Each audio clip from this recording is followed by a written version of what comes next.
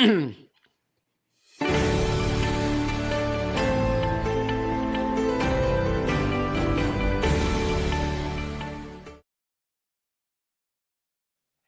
guys, welcome back to another episode of the RepPath Leadership Podcast. Today we have a great guest. I'm very excited to have him on the show. Before I introduce him, guys, as always, please make sure that you're submitting your questions from this moment on. My podcast producer James will track and hang on to all those comments, questions, anything you have. Please submit it into the chat. And then about halfway through the show, about around 3:30, we'll pause. So we'll take some Q&A from the crowd. So please, any thoughts, questions, please ask us, and we'll address throughout the show. On top of that, guys, if any of you want to see this recording, please go on my YouTube channel, Unfiltered Medical Sales Coaching, and you'll be able to get this and all the other content that we have saved with all the other previous podcasts that we've done. So without further ado, I want to thank our guest today. My guest is Joel Barczak. Very excited to have him on the show. I've known Joel for a few years now and worked with, his reps in the past. And Joel's just an outstanding leader. I'm not just saying that because I'm staring at him on this podcast right now. It's the truth. And his team, they, to this day, they nothing but good things to say about him. Today, we have him as our guest for our topic, career growth and personal development. So, Joel, thank you for coming. Welcome to the show. Thank you for having me, Joe. You made me blush a little bit there. All those good things. That's the truth, man. Jordan loves you, man. We talk about you all the time. So it really is the truth. And I thank you for joining us.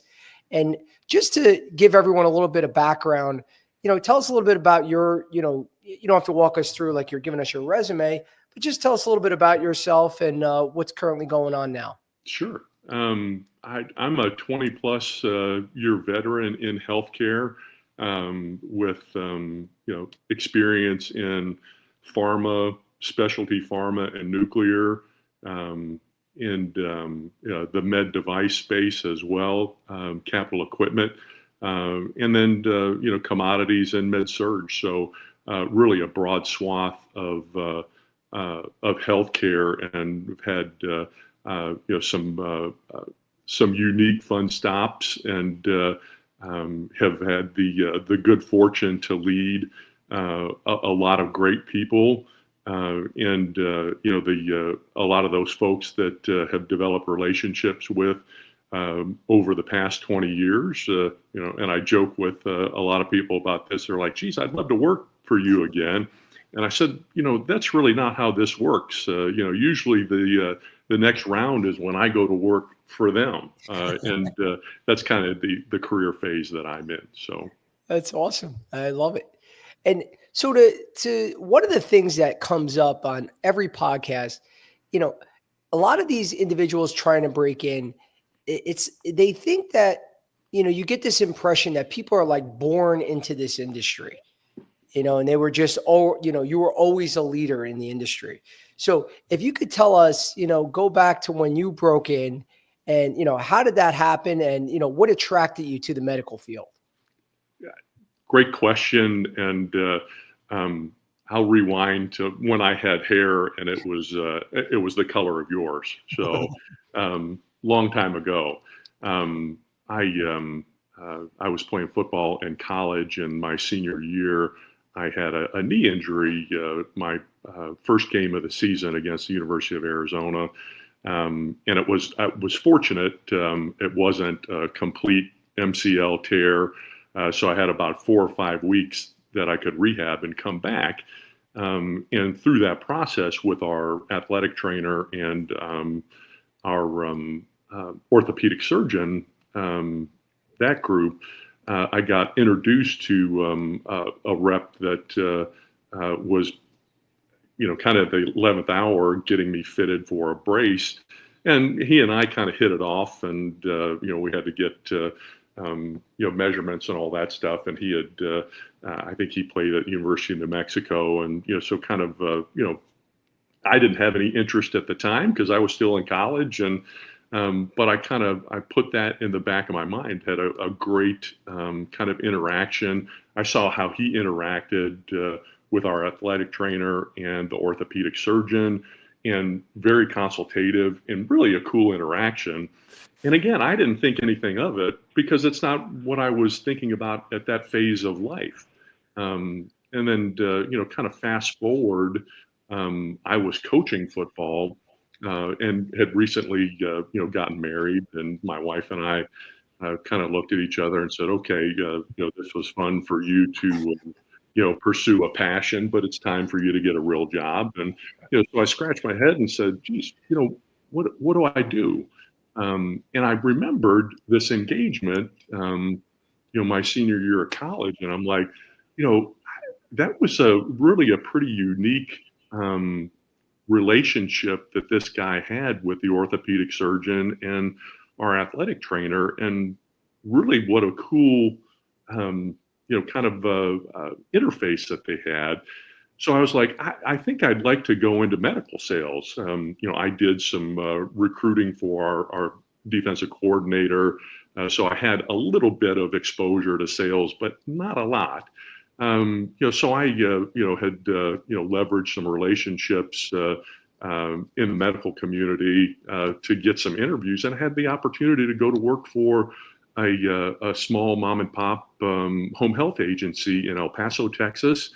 And it wasn't very sophisticated at all. I had to knock on a bunch of doors, but it was great for me to exercise some resilience and, show some initiative. And, what I learned was, that I worked for a great company, but access was really hard. And we weren't very sophisticated, and I needed some training. So I went into the pharmaceutical industry, which had a great training program and gave me the structure that I needed as a young sales rep to really thrive and kind of take the next steps in my career. So, that's kind of, and not to belabor with too much detail, but that's how I got in and kind of took my next step and, kind of, being self-aware to go, okay, I want to do something beyond what I'm doing in home health, but how do I do that? And what am I really looking for out of that? And for me, it was that structure and training that I really needed. And I just ate that up with a spoon and just loved everything about that engagement. Was just a sponge taking all that training in and that mentorship and leadership that I got there. That's awesome. I mean, and because what I love about this story, I mean, there's many things, but it's not like you had 5 years of experience in sales that, and you had all this statistical, sales results, and then finally you got this home health. So what would you say, because we're always talking about with other individuals in the academy that are trying to break in from different industries, and they say, I don't have sales experience, Joe. What would you say that were the transferable skills that you felt that you had that helped you get that first role? Really transferable skills as a communicator, and I was coaching, so teaching people fundamental skills. I think of it this way: skills to drills to practice to scrimmage, and scrimmage to game. And when you talk about sales and communication, teaching is really a fundamental component of that. So you take the experience that you do have, and then you apply that to where you want to go. And for some jobs, that's not going to be enough. If I were looking to start with a highly technical, highly consultative job at that time in my career, that would have been a no-go. But starting and getting my foot in the door with a mom and pop shop, they would take a chance and give me the exposure. Now it was up to me to figure out and leverage that for all it was worth. You're demonstrating your initiative, your versatility. You got to be a gadget person because there's nobody else doing what needs to be done. So that, kind of selecting the right fit. And, a lot of times you go, wow, that's really a cool job.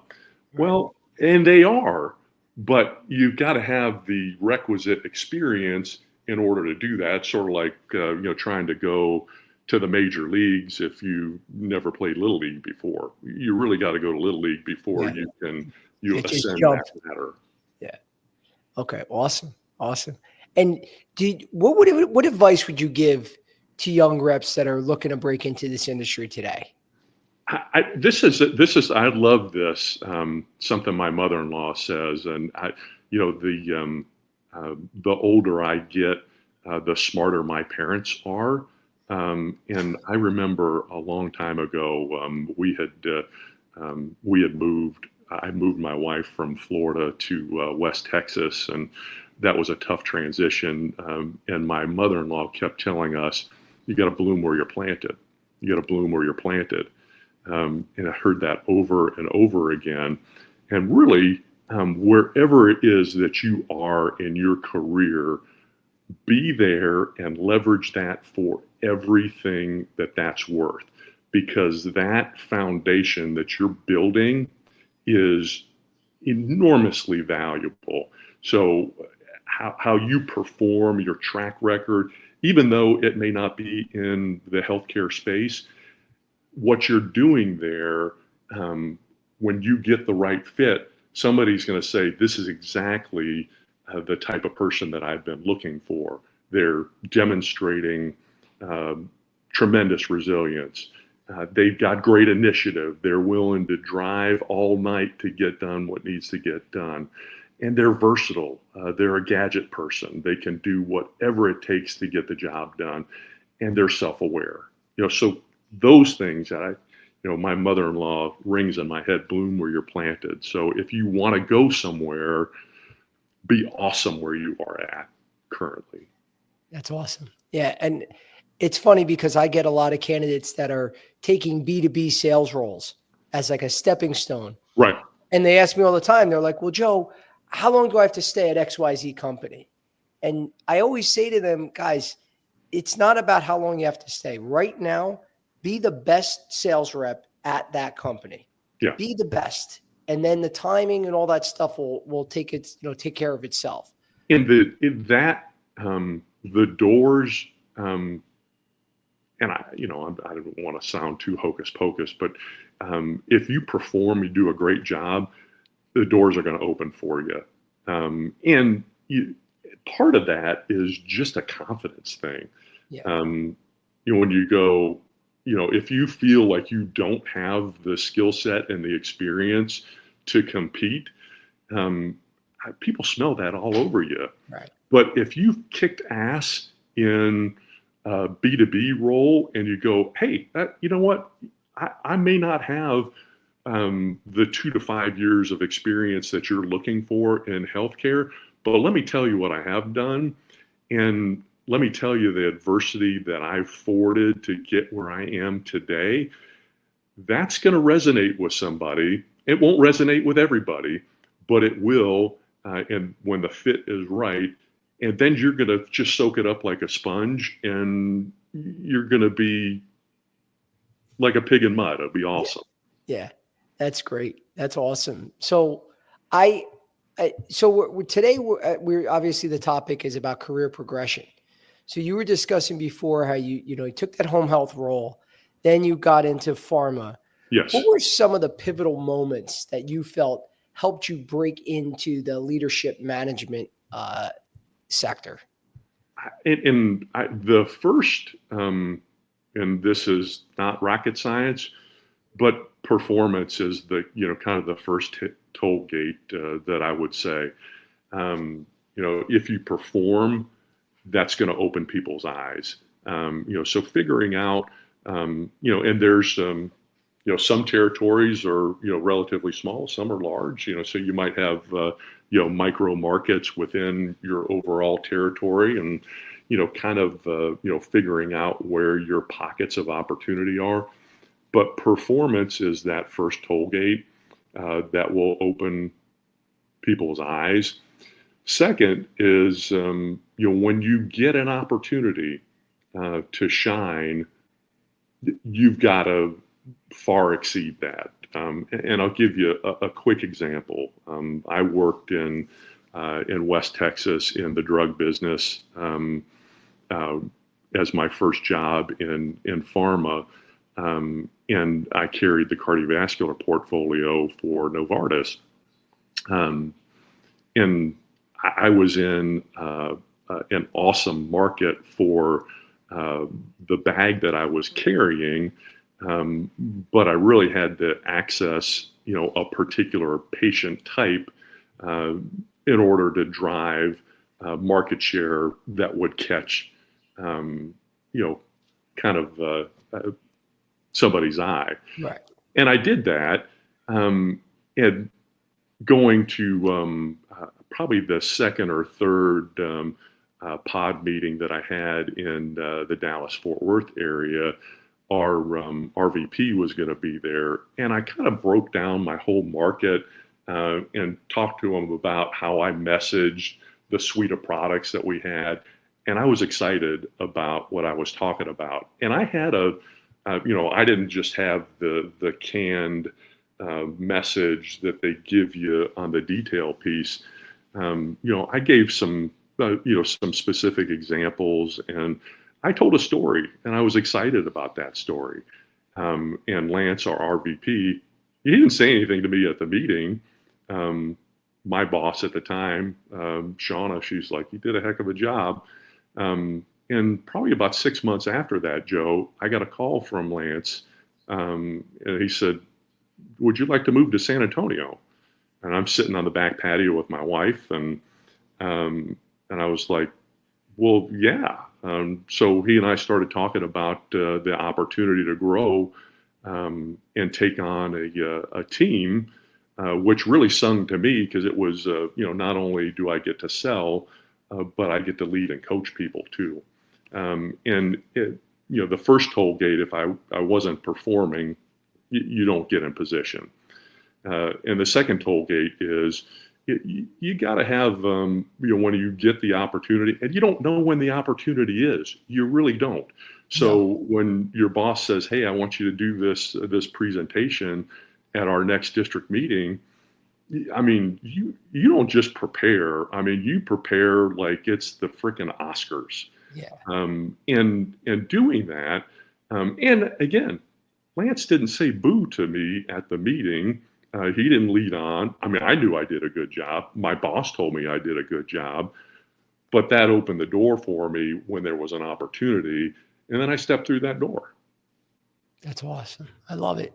Now, do you besides performance, and obviously we're talking about, it taking every opportunity and making the most of it. Yeah. Are there any other characteristics that you see? Because sometimes, as we both know, the top sales reps, they don't always make a great manager. Right. So what are other controllables that sales reps can be doing from day one to align themselves with those skills? Like for instance, obviously we know getting your admin work in on time and stuff like that. The table stakes. Yeah. I mean, those things are, you don't want to be on anybody's list. You don't want to be a problem. So definitely that it is critically important. Really demonstrating that you've got an interest in growth. And most frontline managers are heavily invested in your long-term development, because if you feel engaged and like your boss is investing in you, your longevity is going to be greater there. Frontline sales managers are selfish by nature too. Your success is their success. So they're going to Help me, be help looking me. for opportunities to engage you long term, because if they can keep a successful person in role for 3 years versus 18 months, that is the return on that is phenomenal. So really engaging your manager and what your developmental goals are, and again demonstrating that you have the capacity for that. And oftentimes you take a peak performing sales rep, and they don't want to manage people, or they don't want to lead. They just want to get out there. They want to own the relationship. They want to make the kill, and they don't want to diagnose why it is that they're good at things. But there's some people that are, they're good performers, but they know how they're getting there, and they can demonstrate that. And if that person can say, this is how I've gotten there, and they have completely ripped down the gory details of their entire territory and said, this is how I've driven sales in this micro market. Now that speaks to a manager and a second line manager to go, okay, we might have somebody that is a true leader of people here, because they can break down and then articulate to somebody else how they succeeded. It's like if you talk to a phenomenal athlete, oftentimes, somebody will say, well, how'd you do that? And they're like, God just reached down and touched me on the head, and I was allowed to do that.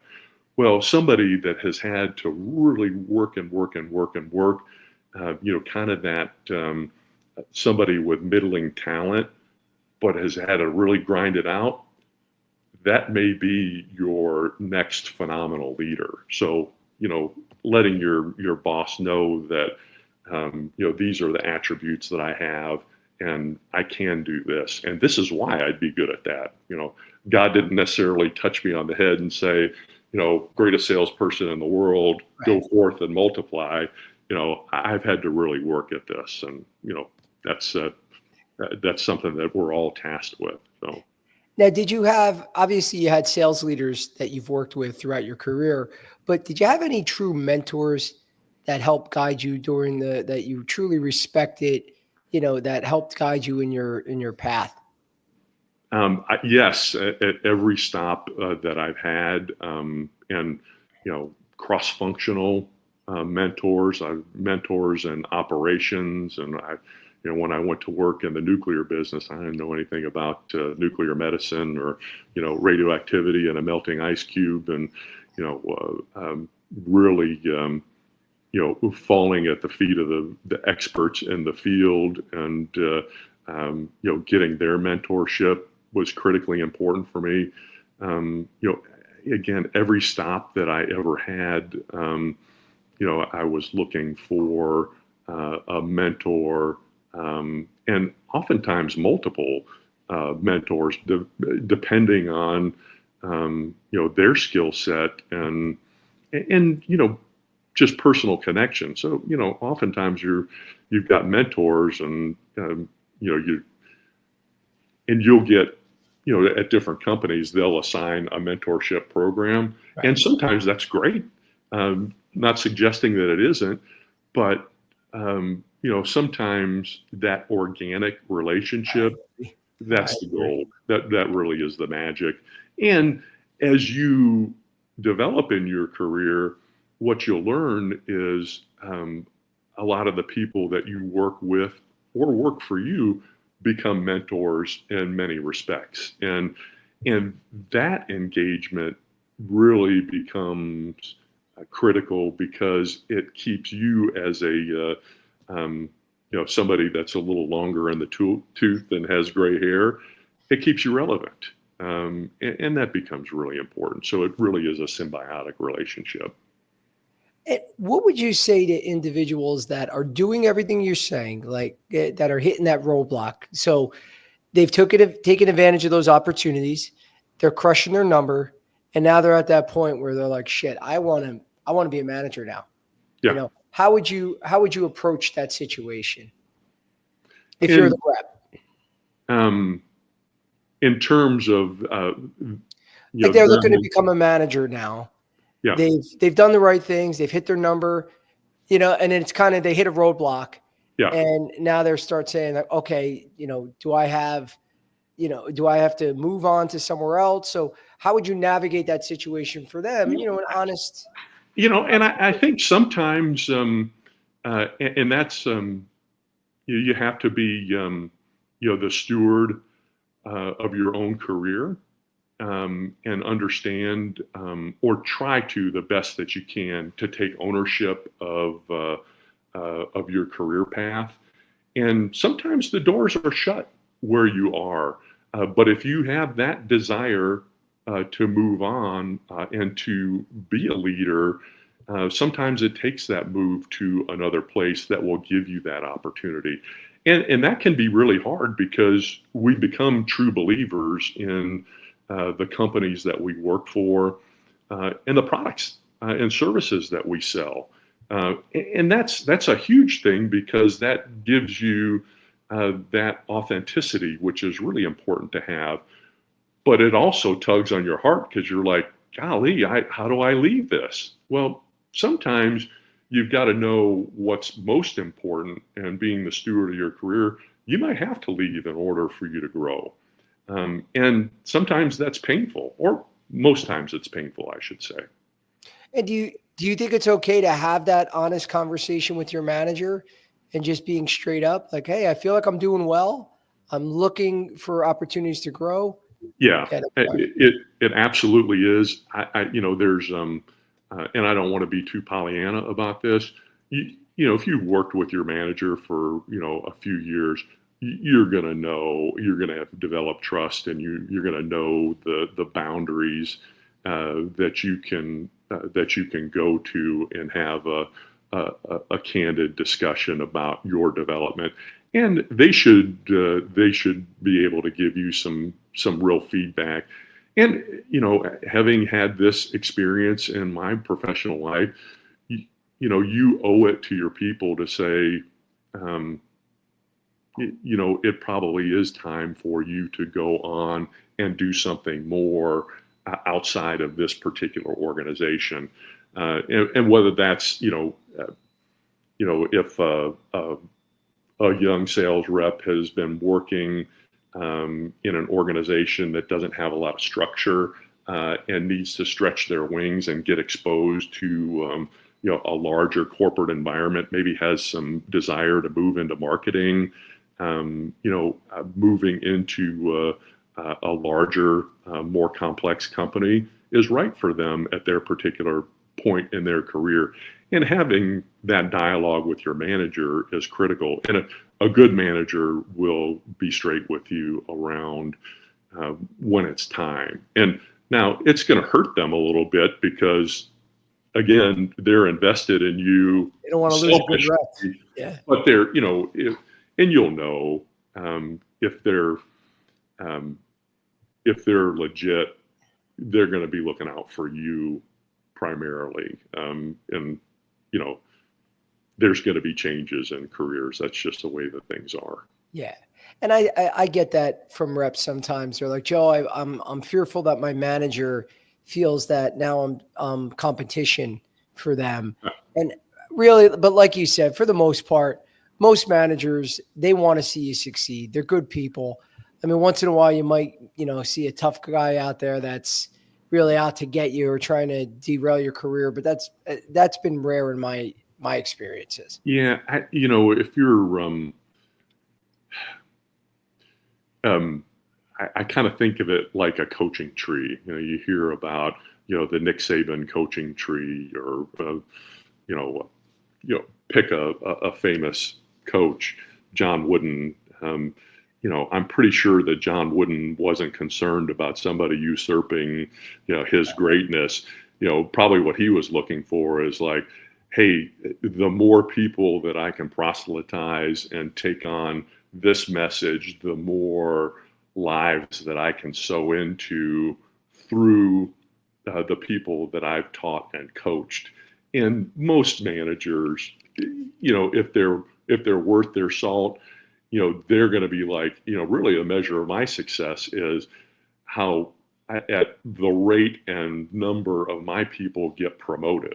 It's like when you run a contest and you're like, well, 70% of my people went to Maui for, the contest. As a manager, you may not have gone to Maui, but 70% of my people did. And you're like, that's the real measure of success right there. Absolutely. Well, it's funny you mentioned that with the coaches and the coaching tree, because even though I'm from Jersey, I'm a Bears fan. And every time there was a Monday night or Thursday night game, whenever the Packers were on, I mean, back then when he coached Mike Holmgren, they would always show his coaching tree and how there's like 15 NFL coaches at the time that were in there. Yeah. And as a Bears fan, you're like, all right, we get it. He's good. Who cares? Yeah. But it's the truth. Yeah. It's the truth. But we're going to pause right now. And James, just checking with you. Do we have any questions from the crowd? And we'll let them do a little Q&A here and let Joel answer some questions. We do have a bunch of questions. Luckily, I'm a Jets fan and I can't bust your balls about liking the Bears. But we got do you think that the pathway to leadership is faster or harder now compared to when you started?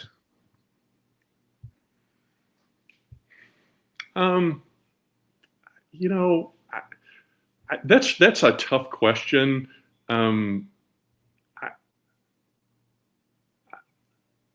I think that, there's a need for great leadership, and, if people demonstrate those capabilities, they're going to be sought out. So it'd be hard for me to answer it was tougher then or it's tougher now. The job market is hard. I would say if you're looking to grow into a leadership position, having a career path at the company you're in will likely be easier because they know you, and it's not like they have to take a gamble on your all the soft skills and all that stuff that they'd have to do for an external candidate. But in terms of 20 years ago versus today, I don't know. We need great leaders, so I do know that. Well, just to add on to what Joel was saying before, which is, I always like to be able to control the controllables, and what you were saying before really hit home to me because right when you said it, it resonated with many instances in my career where you were presented with a task, a presentation, for instance, like you were talking about, and you get that initial like, oh man, I don't want to do this shit. I got so much on my plate. Now I got to do a presentation in front of everyone by Thursday. I got 3 cases tomorrow. And it's always those moments that where you suck it up and you get through it. And those are the opportunities, like you said, Joel, that are huge. So look for those opportunities that are presented to you, and the ones that you don't want to do, the one thing you don't want to fly across the country. To me, it's like those are the opportunities that help you propel you to the next level. So the more that it sucks, do it, because it's like Joel said, that's what's going to help you get to the top. And it doesn't matter if it's 30 years ago or today, those opportunities still exist. Yeah. There's, it's almost, and a presentation is not really adversity, but, when you have things that, feel like the sky is falling and, the challenge is insurmountable, thinking about those types of things, you're like, that's how people win awards. And that's how careers get catapulted, because, somebody that's looking from the outside in going, it's not looking good in South Texas, and they may not recover from this. And if they figure out a way to recover and to exceed in that, then they're like, we've got to figure out what this person's next career path is. the adversity when you go, oh my God, there's this quota is a killer. You got to look at that and go, well, if I figure this quota out, not only am I going to make a truckload of money, but somebody's going to go, holy crap, how did they do that? The adversity is where the gold is. I love it. I love it. I brought up just one quick point because we were talking about working out, and everyone, especially guys, any guys on this call that are 25 and older, most guys stop doing squats and cleans in the weight room after a certain age, but they'll keep doing the bench press. You could be 120 years old and you're still going to bench. And benching isn't, I don't want to say it's easy, but it's easy depending on how much weight you put on. But nobody wants to squat and nobody wants to do cleans. And typically the guys that are squatting and cleaning, obviously if they're doing it safely, they're going to see better gains because it's the things that are tough. That's getting back to that adversity you're talking about. The benching guys, they're everywhere. Do the tough things, and that's how you're going to get to the next level is the point, like you were saying with adversity. So, but go ahead, James. I'm sorry. No, don't apologize. Keep adding your points. Come off with the meathead with the weightlifting analogies. Yep, all 140 pounds of you, Joe. What's the best way to think about career progression in an industry where turnover can be really high? The best way to think about career progression in an industry with high turnover, I think keeping focused on the goal at hand.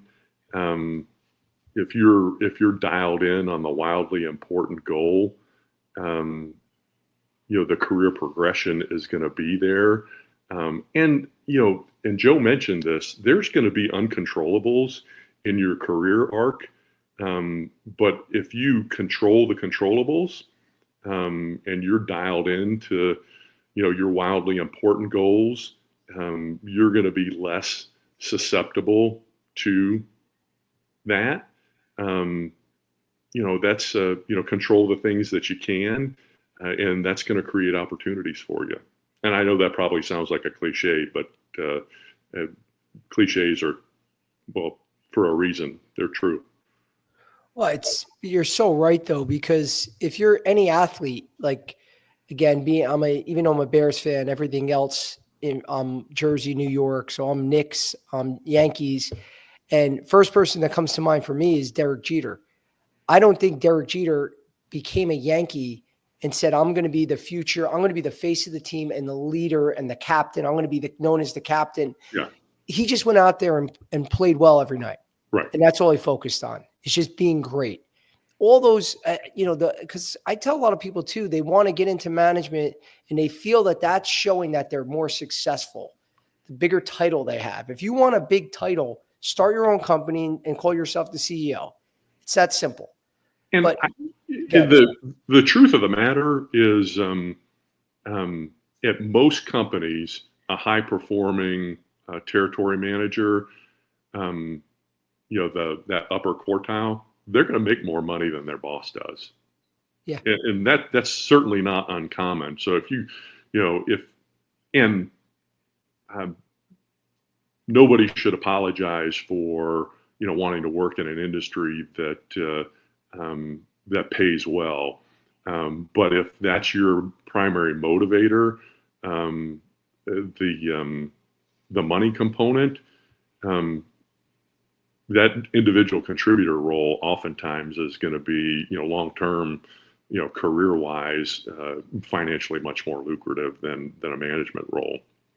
And you've got, there's some, you get squeezed on both ends, from your people and then from your boss, and you've got to be that filter that delivers the messages that absolutely need to be delivered, but you also need to protect your people from some of the noise there, and then you're filtering from the bottom up as well, and filtering. And making sure that your people are seen in the best possible light, and to not get paid what your peak performers are. Sometimes you go, man, it'd be easier to be an individual contributor and not have to feel the squeeze all the time. So before you want to take that step, evaluate that too. But that's a great point what you were saying, especially before about some of the top reps making more than their managers. When I was at Boston Scientific, there was a rep that, when you're working at the company, how much everyone makes basically just by looking at their sales numbers. It was simple math. Yeah. And the scorecard is there. Yeah, he was crushing it. He was making about $700 to $750 a year. He was doing really well. And he wound up taking the management role where he would make between like $250 to $300. Right. And when I saw him at one of the meetings, I was like, I have to know, like, why did you do that? And he was up front. He's like, hey man, he goes, I'm traveling everywhere in my territory. I was all up and down the West Coast. I never saw my kids, never saw my wife. He goes, it was just the grind was killing me and the quality of life's not there. And it doesn't matter how much they pay you. And then he actually took the management role for a huge pay reduction. Yeah. So again, you got to weigh all variables. It's not just about titles. Yeah. So James? We got a question from LinkedIn. My man, Jordan Flax. JB, thanks for doing this. Talk about what are the non-negotiables during an interview process, especially for all the candidates looking to break into the industry.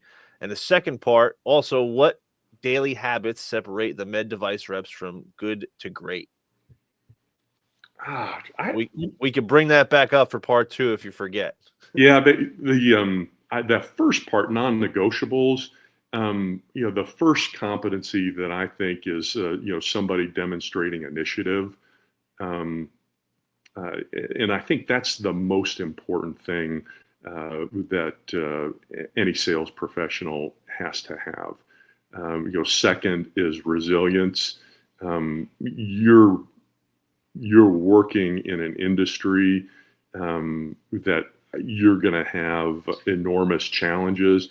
You're not being hired to go into a good situation. If a territory is open, likelihood is that it was underperforming and they had to make a change.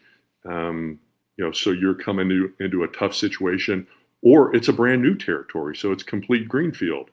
So either one of those is, and you might luck into, a completely, awesome territory as a greenfield, but that's not the likelihood. You're going to come into a tough situation regardless. So you've got to be resilient. And then the third is versatility. You've got to be able to figure out how to solve problems and be a gadget person. You absolutely have to be able to do that. And then, kind of wrapping that up is you've got to be self-aware. You've got to understand when your message is hitting home and when it's not. I think those 3 competencies with that self-awareness component, wrapping it up, I would say that's those are the non-negotiables. So those are the things you really want to focus on. And then the second part is what daily habits separate the med device reps from good to great? I think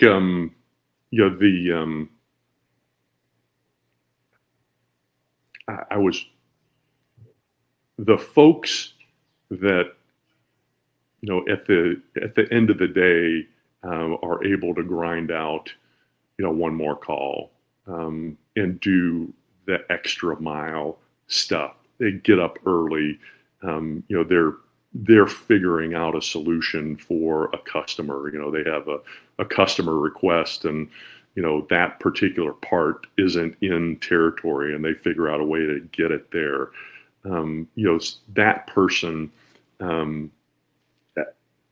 that is critical.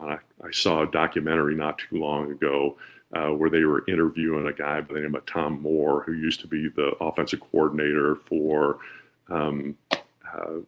the Colts when Peyton Manning was there. And one of his non-negotiables were, there were like 6 things that are like career killers, and one was, I can't remember exactly how he called it. It was like death by inches or something like that. And the example that Tom gave was, when I can't get to the office at 3:30 in the morning, then that's death by inches. Like then I'm not up to the task to go the extra mile to put in the work to achieve the success. And I think that's what sets people apart. And I'm not talking about, if you've got a commitment, at your children's school that you've got to be at, that you should do one extra call. I'm not suggesting that. You need to have that personal time and buffer. But I'm talking about when it's Friday at 4:15, 4:45, and everybody else has hauled ass for the week, and you go, you know what, I'm doing it. I'm going to do it. That's what sets people apart. It's 100%. I mean, I'm nodding the whole time because I had a dozen of these calls this week about that, and it really is. It seems that 4:45, I brought up to Sam, I think I said 4:30 on a Friday, but it's that call. It's that one more call that seems, number one, at that time on a Friday, you're not bumping into another rep for the most part. So, you're going in an area where most people aren't even around. So you might even have better access for that tough to see doctor at that time. But putting in that extra mile, you see this with a lot of sales leaders, and you also see with a lot of leaders in many industries. I mean, when I was in the recruiting side of our business, I was reaching out to a bunch of recruiters when I first started to pick their brain on what approaches they used. And some of the biggest recruiters, name-wise, at first I didn't call them. I'm like, they're going to be too busy. And then finally, I just went after the top 100 recruiters. The first people to call me back were the top recruiters. For a reason. It's amazing. It's so true. The busiest, you think they're the busiest ones are not going to get back to you. No, they're high performers. So they're going to get back to, there's a better chance they're getting back to you because that's in their nature. That's just what they do. That's why they're successful. So it was really impressive to see, that it's not just sales, it's many different industries. High performers, they're going to put the work in, just like you said, and that's where the success is going to come from. We got Joel, you said you found mentors pretty much at every stop. How do you actually find a good mentor in this industry? Well, I think, part of that is engaging with your team. And if your manager has got a cadence of accountability set up, you're going to get exposed to people on your team that have complementary skill sets that, you don't necessarily have. And you identify those people and you get in their hip pocket. And sometimes, you got a team of, 8, 10, 12 people. They're going to have complementary skill sets. And you know what areas you need development in identifying them and just saying, hey, I'd love to pick your brain on this solution set because you're like the cat's meow as far as that goes. And be vulnerable and, get in the game. Yeah. I agree. Just to add one point, because I've done this in my career and I've screwed up where you want to stay, like Joel's saying, stay in those positive zones, stay with the people that are the high performers, stay in those cliques because every company has these different cliques. You don't want to get in that negative, there's like these negative groups that before you know it, you're on the phone with them when you're in the field and you're like, you believe what our company's making us do? I can't believe this crap. This sucks. What is our manager doing? We have no leadership. Our product is garbage. And when you're at that point, just leave because it's a toxic place. It's a toxic way to live. You don't want to work like that. But when you stick around those high performers And the point I'm bringing that up because you will find mentors in that group. You're not going to find mentors in that negative, toxic group. So just stick with those high performers first, like Joel's saying, the people that are complementary to you. And searching for a mentor isn't going to happen. It's just going to happen just by you being exposed and, finding the people that you respect and admire. And then you could start taking, following them and start taking advice from them before you know you have a mentor. Right. We got, as a leader, how do you spot reps with true long-term leadership potential? The want to, the desire becomes pretty clear. And I'll give you an example. When I was selling capital equipment, and we had a rep in the DC Baltimore area, and he got a plan hung on him that was insurmountable. And he'd been a peak performer. We had an occasion to, we were doing a training meeting for an independent rep group, MTMC, in Dallas. And we had just, rolled out our business plan effort for the year. And he said, "Hey, we need to carve out some time. We got to figure this out." So it was, really getting down into the guts of his plan. And he knew what he needed to do. He had, Virginia was part of his territory and was a little underpenetrated. And the guts of his territory, DC, Baltimore, had some things in Q4 that if he could get to Q4, we're going to carry him through, but he had to figure that out. And Virginia was the component of that to bridge him to Q4. So he knew what the answers were, but bouncing that off, and somebody that is really heavily invested like that, wants your input, but has already figured out a pathway. Those are the people that have some chops and are in it, and can do the heavy lifting and would be excellent future leaders. Yeah, agree 100%. I would the only thing I would add is that whenever you have a challenge, whenever you're trying to figure something out and you're brainstorming with your manager, always show that you thought about this first and you try to come up with some sort of solution. It doesn't have to be, this is exactly what you're doing. Joel, I don't need your input, but I'm just going to tell you what we're doing. No, it's, here's my thoughts. Joel, what do you think? And then let's talk about it. But come with some sort of plan. Show that you don't need to be told what to do every step of the way. You at least try to do it on your own. Might not be the right answer, but at least shows that you show them the initiative. There's that word, initiative. There you go. It's the truth. Do you think you need to change companies to move up faster, or is staying put better for a long-term play? I think understanding really what your end game is. So, starting your career or your job at a company with the end in mind is really important. Kind of your exit strategy, if you will. And I think that's more important than saying, will I move up faster by changing companies? If you feel like the company that you're with provides the right environment and opportunities, and you may have to stay there an extra 2 years in order to get to where you want to go.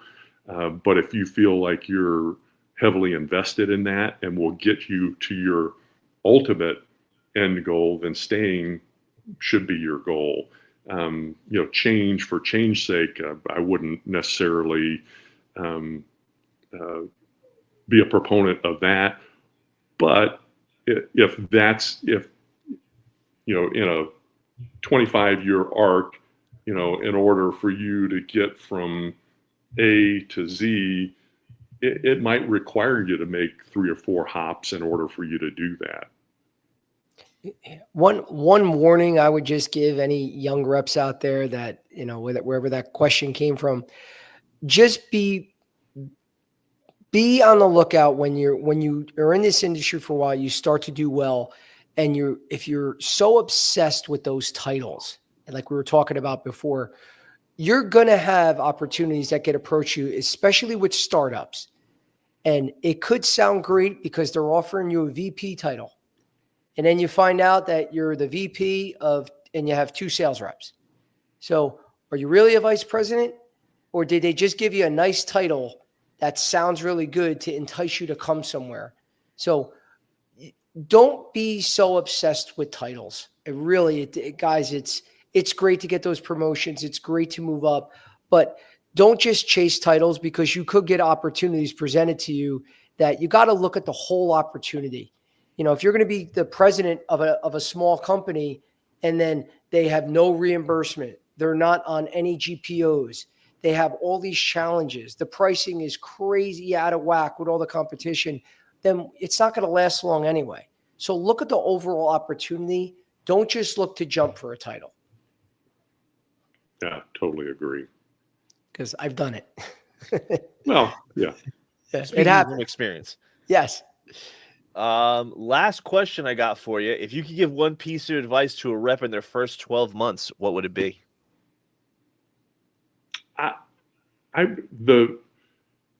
Start with the end in mind. Know why you're there, and know what you want out of it.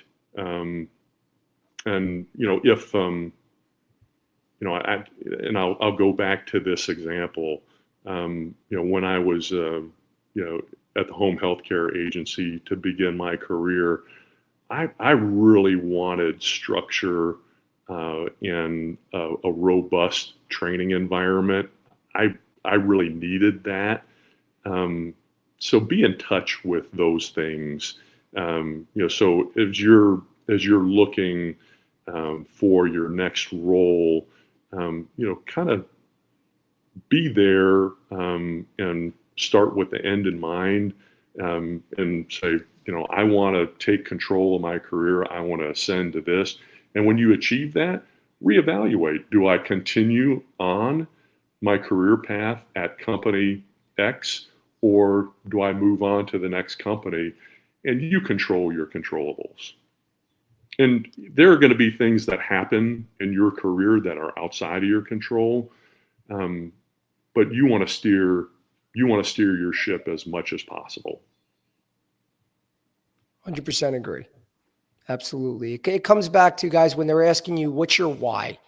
Why do you want to work here? Why medical sales?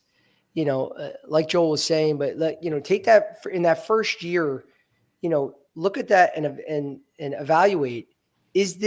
Come back to your why? And is this helping you meet your why? Is this what you really wanted to do? Because sometimes it might not be everything that you thought, and you might want to pivot.